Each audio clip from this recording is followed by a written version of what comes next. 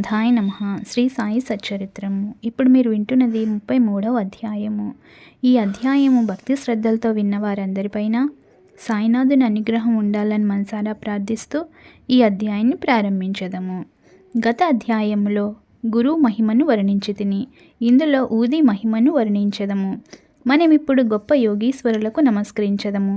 వారి కరుణా కటాక్షములు కొండంత పాపములను కూడా నశింపచేయును, మనలోని దుర్గుణములను పోగొట్టును. వారి సామాన్యపు పలుకులే మనకు నీతులు బోధించును, అమృతానందమును ప్రసాదించును. ఇది నాది, అది నీది అను భేదభావము వారి మనసులందు పుట్టదు. వారి రుణమును ఈ జన్మ యందు గాని వచ్చే పెక్కు జన్మల యందు గాని మనము తీర్చుకొనలేము. ఊది మహిమ. బాబా అందరి వద్ద నుంచి దక్షిణ తీసుకొని చుండునని అందరికీ తెలిసిన విషయమే. ఈ విధముగా వసూలు చేసిన మొత్తంలో ఎక్కువ భాగము దానము చేసి మిగతా దానితో వంట చెరకును కొనుచుండెను. ఈ కట్టెలను బాబా దునిలో వేయుచుండెను. దానిని నిత్యము మంట పెట్టుచుండెను. అది ఇప్పటికీ అటులే మండుచున్నది.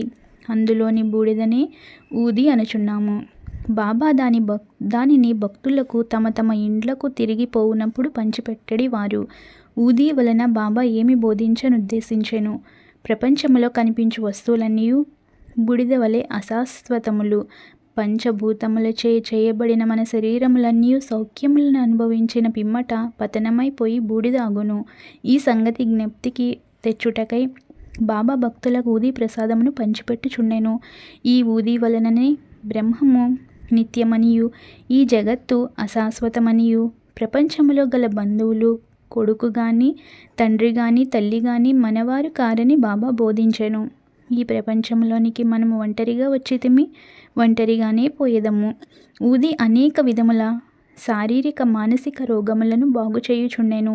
భక్తుల చెవులలో బాబా ఊది ద్వారా దక్షిణ ద్వారా నిత్యానిత్యములకు గల తారతమ్యము, అనిత్యమైన దానియందు అభిమానరాహిత్యము గంట మ్రోత వలె వినిపించుచుండెను. మొదటిది ఊది వివేకమును, రెండవది దక్షిణ వైరాగ్యమును బోధించుచుండెను. ఈ రెండును కలిగి ఉన్న గాని సంసారమనే సాగరమును దాటలేము. అందుచే బాబా అడిగి దక్షిణ తీసుకొని చుండెను. షిరిడీ నుంచి ఇంటికి పోవునప్పుడు భక్తులకు ఊదియే ప్రసాదముగా నిచ్చి కొంత నుదిటిపై వ్రాసి వరదహస్తమును వారి శిరస్సుపై నుంచుచుండెను. బాబా సంతోషముతో నున్నప్పుడు పాడుచుండెడి వారు. పాటలలో ఊది గురించి ఒకటి పాడుచుండిరి. దాని పల్లవి: కళ్యాణ రామ రారమ్మ గోనెలతో ఊదిని తేతెమ్ము. బాబా దీనిని చక్కని రాగముతో మధురముగా పాడుచుండెడివారు. ఇదంతయు ఊది యొక్క ఆధ్యాత్మిక ప్రాముఖ్యము. దానికి భౌతిక ప్రాధాన్యము కూడా కలదు. అది ఆరోగ్యమును, ఐశ్వర్యమును, ఆతురతల నుండి విమోచనమును మొదలుగునవి ఒసగుచుండెను. ఇక ఊది గూర్చిన కథలను ప్రారంభించదము. తేలుకాటు. నాసిక్ నివాసియగు నారాయణమూర్తి రాంజాని అనునతడు బాబా భక్తుడు. అతడు రామచంద్ర వామన మోదక్ అను బాబా భక్తుని వద్ద ఉద్యోగము చేయుచుండెను. అతడు ఒకసారి తన తల్లితో షిరిడీకి పోయి బాబాను దర్శించెను. అప్పుడు స్వయముగా బాబా అతడు మోదక్ సేవను మాని తాను సొంతముగా వ్యాపారం పెట్టుకొనవలెనని చెప్పాను. కొన్ని దినముల తరువాత బాబా మాట సత్యమయ్యెను. నారాయణ జాని ఉద్యోగము మాని స్వయముగా ఆనందాశ్రమము అను హోటల్ పెట్టెను. అది బాగా అభివృద్ధి చెందెను. ఒకసారి ఈ నారాయణరావు స్నేహితునికి తేలు కుట్టెను. దాని బాధ భరింపరానంతయుండెను. అటువంటి విషయములలో ఊది బాగా పనిచేయును. నొప్పి ఉన్న చోట ఊదిని రాయవలెను. అందుచే నారాయణరావు ఊది కొరకు వెదికెను. కానీ అది కనిపించలేదు. అతడు బాబా పటము ముందర నిలిచి బాబా సహాయం కోరి బాబా నామజపము చేసి బాబా పటము ముందు రాలిపడిన అగరవత్తి బూడిద చిటికెడు తీసి దానిని ఊదిగా భావించి నొప్పి ఉన్న చోట రాసెను. అతడు ఊది రాసిన చెయ్యి తీసివేయగానే నొప్పి తగ్గిపోయెను. ఇద్దరు ఆశ్చర్యానందములలో మునిగిరి. ప్లేగు జబ్బు. ఒకానొకప్పుడు బాంద్రాలో నుండి ఒక బాబా భక్తునికి వేరొక గ్రామముననున్న తన కుమార్తె ప్లేగు జ్వరంతో బాధపడుచుండెనని తెలిసెను. అతడు తన వద్ద ఊది లేదనియు కనుక ఊది పంపుమని నానాసాహెబ్ చాందోర్కర్ గారికి కబురు పంపెను. ఈ వార్త నానాసాహెబ్కు టానా రైల్వే స్టేషన్ వద్ద తెలిసెను. అప్పుడతడు భార్యతో కూడా కళ్యాణ్ పోవుచుండెను. వారి వద్ద అప్పుడు ఊది లేకుండెను. కావున నానాసాహెబు రోడ్డుపైని మట్టిని కొంచెం తీసి సాయి నామజపము చేసి బాబా అనుగ్రహమును అభ్యర్థించి తన భార్య నుదిటిపై రాసెను. కబురు తెచ్చిన వ్యక్తి ఇదంతయు చూచెను. ఆ భక్తుడు ఇంటికి పోవుసరికి 3 రోజుల నుండి బాధపడుచున్న వాని కూతురు జబ్బు నానాసాహెబ్ తన భార్య నుదిటిపై మట్టిని పూసినప్పటి నుండి తగ్గినని విని మిక్కిలి సంతసించెను. జామ్నేర్ లీలా 1904-1905 సంవత్సరమున నానాసాహెబ్ చాందోర్కర్ జామ్నేర్లో మామల్తదారుగా నుండెను. ఇది కాందేశ్ జిల్లాలో షిరిడీకి 100 మైళ్ళ దూరంలో నున్నది. ఆయన కుమార్తె మైనతాయి గర్భిణి, ప్రసవించుటకు సిద్ధముగా నుండెను. ఆమె స్థితి బాగులేకుండెను. ఆమె 2-3 దినముల నుంచి ప్రసవ వేదన పడుచుండెను. నానాసాహెబు ఔషధములన్నీ వాడెను, కానీ ప్రయోజనము లేకుండెను. అప్పుడు బాబాను జ్ఞప్తికి తెచ్చుకొని వారి సహాయము వేడెను. షిరిడీలో రామ్గీర్ బువా ఎను సన్యాసి ఉండెను. బాబా అతనిని బాపూగీర్ బువా అనువారు. అతని స్వగ్రామము కాందేశ్లో నుండెను. అతడచ్చటికి పోవుటకు నిశ్చయించుకొనెను. బాబా అతనిని పిలిచి మార్గమధ్యమున జామ్నేర్లో కొంత విశ్రాంతి తీసుకొని నానాసాహెబ్కు ఊదిని హారతి పాటను ఇమ్మనెను. తన వద్ద 2 రూపాయలున్నవనియు అవి జల్గాం వరకు రైలు టికెట్టుకు సరిపోవుననియు, కాబట్టి జల్గాం నుండి జామ్నేర్ పోవుటకు ధనము లేదనియు రామ్గీర్ బువా చెప్పెను. అన్నీయూ సరిగా అమరునుగాన అతడు కలత చెందనవసరం లేదని బాబా పలికెను. శ్యామాను పిలిచి మాధవ ఆట్కర్ రచించిన హారతిని వ్రాయుమనెను. హారతి పాటను ఊదిని రామ్గీర్ బువాకిచ్చి నానాసాహెబ్కు అందజేయమనెను. బాబా మాటలపై ఆధారపడి రామ్గీర్ బువా షిరిడీ విడిచి రాత్రి 2:30 గంటలకు జల్గాం చేరెను. అచటికి చేరునప్పటికీ అతని చెంత 2 అణాలు మాత్రమే ఉండెను. కాబట్టి కష్టదశలో నుండెను. అప్పుడే ఎవరో బాపూగీర్ బువా ఎవరు అని కేక వేచుచుండిరి. బువా అచ్చటికి పోయి తనే అని చెప్పెను. నానాసాహెబ్ పంపించినారని చెప్పుచు ఆ బంట్రోతు బువాను ఒక చక్కని టాంగా వద్దకు తీసుకొని పోయెను. దానికి 2 మంచి గుర్రములు కట్టియుండెను. ఇద్దరు అందులో కూర్చుండి బండిని వదిలిరి. టాంగా వేగముగా పోయెను. తెల్లవారుజామున టాంగా ఒక సెలయేరు వద్దకు చేరెను. బండి తోలువాడు గుర్రములను నీళ్లు త్రాగించుటకు తీసుకుపోయెను. బంట్రోతు రామ్గీర్ బువాను ఫలహారం చేయమని ఫలహారపు దినుసులను పెట్టెను. గడ్డము మీసములున్న ఆ బంట్రోతు బట్టలు చూచి రామ్గీర్ బువా అతడు మహమ్మదీయుడని సంశయించి ఫలహారం తినకుండెను. కానీ ఆ బంట్రోతు తాను హిందువుడననియు గర్వాల్ దేశపు క్షత్రియుడననియు నానాసాహెబ్ ఆ ఫలహారం పంపెనగాన తినుటకెట్టి సంశయము వలదనెను. అప్పుడిద్దరూ కలిసి ఫలహారము చేసి బయలుదేరిరి. ఉషాకాలము జామ్నేర్ చేరిరి.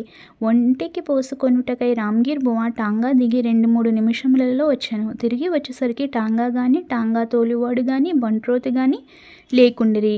బాపుగీర్ బువా నోటి వెంట మాట రాకుండెను.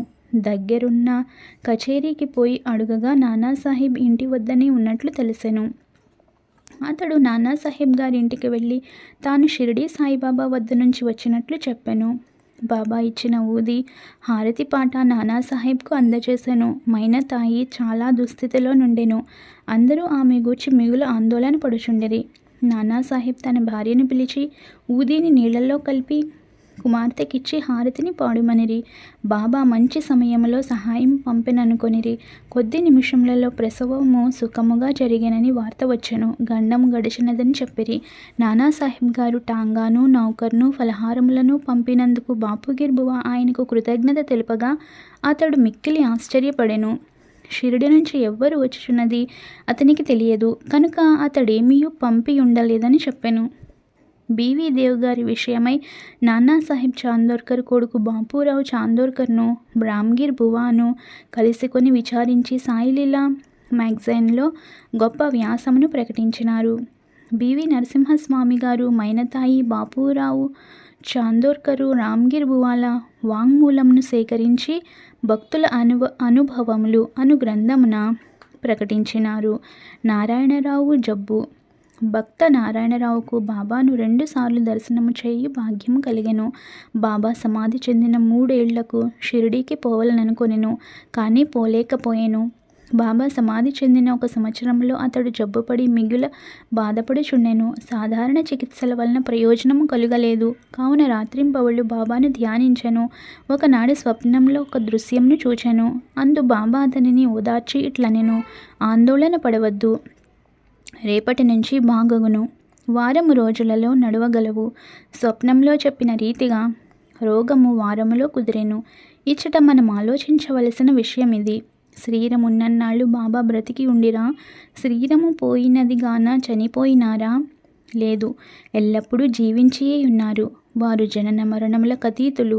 ఎవరైతే బాబాను ఒకసారి హృదయపూర్వకంగా ప్రేమించదరో వారెక్కడున్నప్పటికీ ఎట్టి సమయమందు గాని బాబా నుంచి తగిన జవాబు పొందెదరు. వారెల్లప్పుడూ మన ప్రక్కనే ఉందురు. ఏ రూపంలోనో భక్తునకు దర్శనమిచ్చి వాని కోరికను నెరవేర్చెదరు. బాలబువా సుతార్. బొంబాయిలో నుండి ప్రముఖ సంకీర్తనకారుడు బాలబువా సుతార్ ఒకసారి షిరిడీకి వచ్చెను. అతడు గొప్ప భక్తుడు. ఎల్లప్పుడూ అతడు భగవద్ధ్యానము భజన ఎందే తత్పరుడై ఉండేవాడు.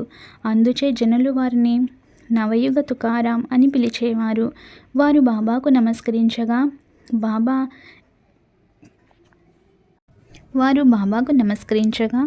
బాబా నేనితనిని 4 సంవత్సరముల నుండి ఎరుగుదును అనిరి. తాను మొదటిసారిగా ఇప్పుడే షిరిడీకి వచ్చిన వాడొకటచే బాలబువ ఇదెట్లు సంభవం అనుకొనెను. కానీ తీవ్రముగా నాలోచించగా బొంబాయిలో 4 సంవత్సరముల క్రిందట బాబా ఫోటోకు నమస్కరించినట్లు జ్ఞప్తికి వచ్చెను.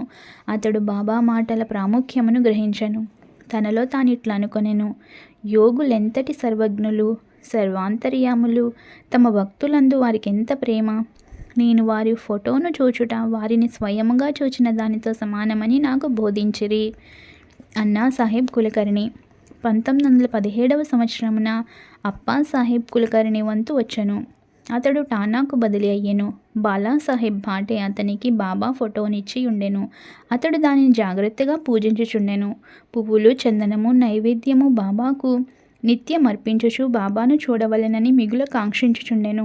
ఈ సందర్భమున బాబా పటమును మనపూర్వకముగా చూచినచో బాబాను ప్రత్యక్షముగా చూచిన దానితో సమానమే అని చెప్పవచ్చును. దీనికి నిదర్శనము పైన చెప్పబడిన కథ. కులకర్ణి టానాలో నుండగా భివండి పర్యటనకు పోవలసి వచ్చెను. 1 వారం రోజుల లోపల తిరిగి వచ్చుటకు అవకాశం లేకుండెను. అతడు లేనప్పుడు 3వ రోజున ఈ దిగువ ఆశ్చర్యకరమైన సంగతి జరిగెను. మధ్యాహ్నం 12 గంటలకు ఒక ఫకీర్ అప్పా కులకర్ణి ఇంటికి వచ్చెను. వారి ముఖ లక్షణములు సాయిబాబా ముఖ లక్షణములతో సరిపోయెను. కులకర్ణి గారి భార్యా బిడ్డలు వారు షిరిడి సాయిబాబా గారా అని అడిగిరి. వారిట్లు నొడివిరి: లేదు, నేను భగవంతుని సేవకుడను. వారి ఆజ్ఞానుసారము మీ యోగక్షేమములను కనుగొనుటకు వచ్చితిని. అట్లనుచు దక్షిణ అడిగాను. ఆమె 1 రూపాయి ఇచ్చెను. వారొక చిన్న పొట్లముతో ఊదినిచ్చి దాన్ని పూజలో ఫోటోతో కూడా ఉంచుకొని పూజించుమనిరి. పిమ్మట ఇల్లు విడిచి వెళ్ళిపోయిరి. ఇక చిత్రమైన సాయి లీలను వినుడు. భివండిలో తన గుర్రము జబ్బు పడగా అప్పా సాహెబ్ తన పర్యటన మానుకొనవలసి వచ్చెను. ఆనాటి సాయంకాలమే అతడు తిరిగి ఇల్లు చేరెను. ఫకీరు గారి రాక భార్య వల్ల వినెను. ఫకీరు గారి దర్శనము దొరకనందులకు మిగుల మనోవేదన పొందెను. ఫకీర్కు 1 రూపాయి మాత్రమే దక్షిణగా ఇచ్చుటకు ఇష్టపడకుండెను. తానే ఇంటి వద్దనున్నచో 10 రూపాయలకు తక్కువ కాకుండా దక్షిణ ఇచ్చి యుందుననెను. వెంటనే ఫకీర్ను వెదుకుటకై బయలుదేరెను. మసీదులలోనూ తక్కిన చోట్లను భోజనం చేయకయే వారి కొరకు వెదికెను. అతని అన్వేషణ నిష్ఫలమయ్యెను. ఇంటికి వచ్చి భోజనము చేసెను. 32వ అధ్యాయములో ఉత్తి కడుపుతో భగవంతుని వెదకరాదని బాబా చెప్పినది చదువరి గమనించగలరు. అప్పా సాహెబ్ ఇచ్చట ఒక నీతిని నేర్చుకొనెను. భోజనమైన తర్వాత చిత్రేయను స్నేహితునితో వ్యాహ్యాలికి బయలుదేరెను. కొంత దూరము పోగా ఎవరో వారి వైపు త్వరగా వచ్చుచున్నట్లు గాన్పించెను. వారి ముఖ లక్షణములను బట్టి వారు తన ఇంటికి 12 గంటలకు వచ్చిన వారే అని అనుకొనెను. వెంటనే ఫకీరు చేయి చాచి దక్షిణ అడిగెను. అప్పా సాహెబ్ 1 రూపాయి ఇచ్చెను. వారు తిరిగి అడుగగా ఇంకనూ 2 రూపాయలు ఇచ్చెను. అప్పటికి అతడు సంతృష్టి చెందలేదు. అప్పా సాహెబ్ చిత్రే వద్ద నుంచి 3 రూపాయలు తీసుకొని ఫకీరుకు ఇచ్చెను. వారింకనూ దక్షిణ కావాలననిరి.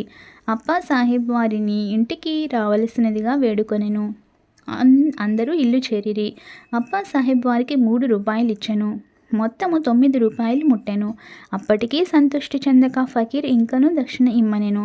అప్పాసాహెబ్ తన వద్ద 10 రూపాయల నోటు గలదనెను. ఫకీర్ దానిని పుచ్చుకొని 9 రూపాయలు తిరిగి ఇచ్చివేసి అక్కడి నుండి వెడలెను.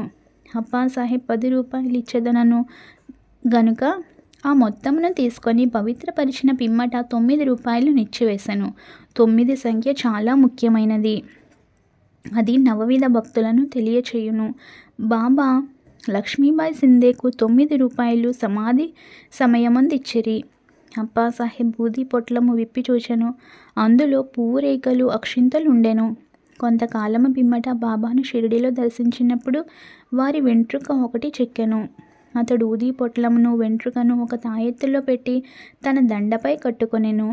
అప్పాసాహెబ్ ఊది ప్రభావమును గ్రహించెను. అతడు మిక్కిలి తెలివైన వాడైనప్పటికీ నెలకు 40 రూపాయలు మాత్రమే జీతము దొరుకుచుండెను. బాబా ఫోటోను ఊదీని పొందిన తర్వాత 40 రూపాయలకి ఎన్నో రెట్లు ఆదాయము వచ్చెను. మంచి పలుకుబడియు అధికారము లభించెను. ఈ లౌకికమైన కానుకలేగాక దైవభక్తి కూడా వృద్ధియగుచుండెను. కావున బాబా ఊదీని పొందు భాగ్యం కలవారు స్నానం చేసిన పిమ్మట ఊదీని నుదుట రాసుకొని కొంచెము నీటిలో కలిపి బాబా పవిత్రమైన తీర్థముగా భావించి పుచ్చుకొనవలెను. హరిభావ్ కర్ణిక్ రాణా జిల్లా దహను గ్రామం నుండి హరిభావ్ కర్ణిక్ అనునతడు 1917 సంవత్సరంన గురు పౌర్ణమి నాడు షిరిడీకి వచ్చి బాబాను తగిన లాంఛనములతో పూజించెను. వస్త్రములు దక్షిణ సమర్పించెను.